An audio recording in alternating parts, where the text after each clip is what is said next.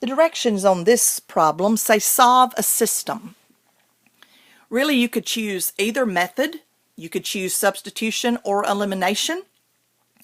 But since they're both lined up in the form of ax plus by equals to c, I'm going to use the addition method. I'm going to get rid of the x's. So I see that I have a 4x and I have a 6x. I need to multiply both of these linear equations by a number so that one is positive and one is negative of the same number so that they will cancel. So I cannot multiply 4 by a number to get 6. Therefore, I'm going to multiply 4 by this number 6, and I'm going to multiply 6 by the other number 4 and make it negative. Therefore, I have 24x and negative 24x, and therefore, when I add the two linear equations, they will cancel, leaving me able to solve for y. So, taking the original problem, I'm going to multiply the first line by 6 and the second line by negative 4. So here we go. 6 times 4 gives me 24x. 6 times 6y gives me 36y. And 6 times 12 is 72. You must multiply the entire line through by positive 6. Next, let's multiply the entire line through by negative 4. Negative 4 times 6 is negative 24x. Negative 4 times 9 is negative 36y. And negative 4 times 12 is negative 48. Negative 48. So now I can cross out my x's, but also look what happens to your y's. What happens to the y's? They cancel as well. We've not run up on this type of problem until this example. So both the x's and the y's canceled, leaving 0 on the left side equals 2. Well, when you add 72 plus negative 48, when you add those together, you end up with 24. Now, the question is, does the left side equal the right side? No. So when they don't equal, your answer here is no solution. Now, the situation that we have here is that these two lines are parallel. These two lines are parallel. They will never touch. Therefore, they have no solution. So, whenever both of the variables cancel and the two numbers left do not equal, your answer is no solution, and this is an example of parallel lines. We all know that parallel lines are two lines that are equal distance apart. They never touch, and they have the same slope.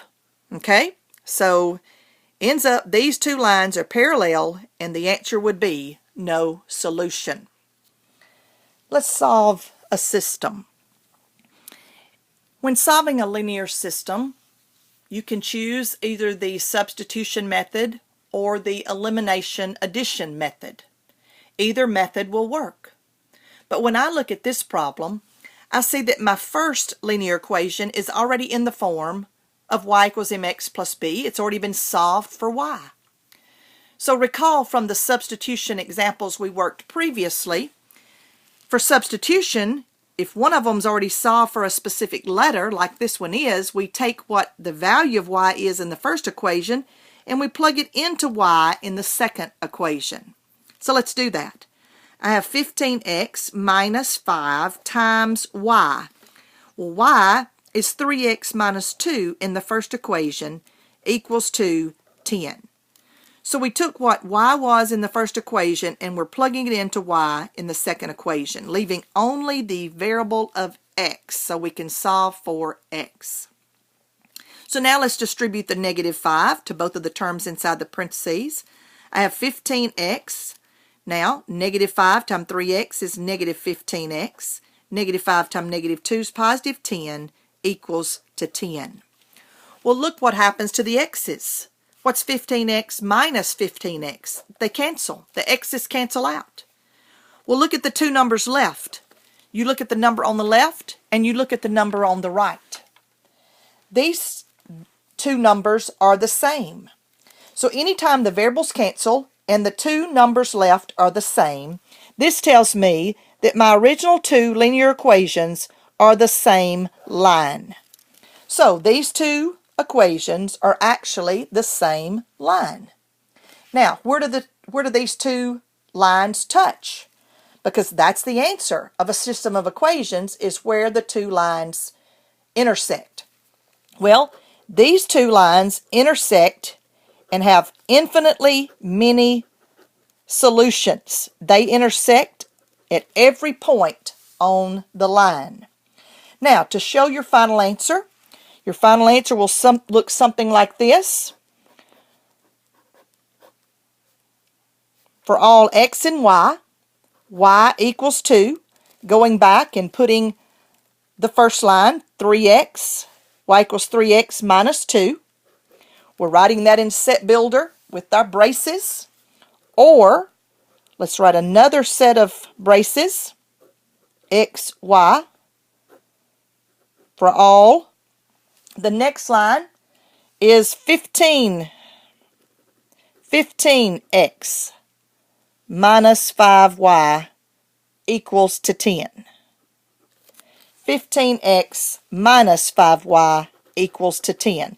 So ends up, that's the way you would leave your final answer. You leave it in braces, the x and the y in parentheses, /, and then I just went back and wrote the two original lines that were given to me in the problem. You list those out. So this is the answer to show that these two are the same line and that they have infinitely many solutions.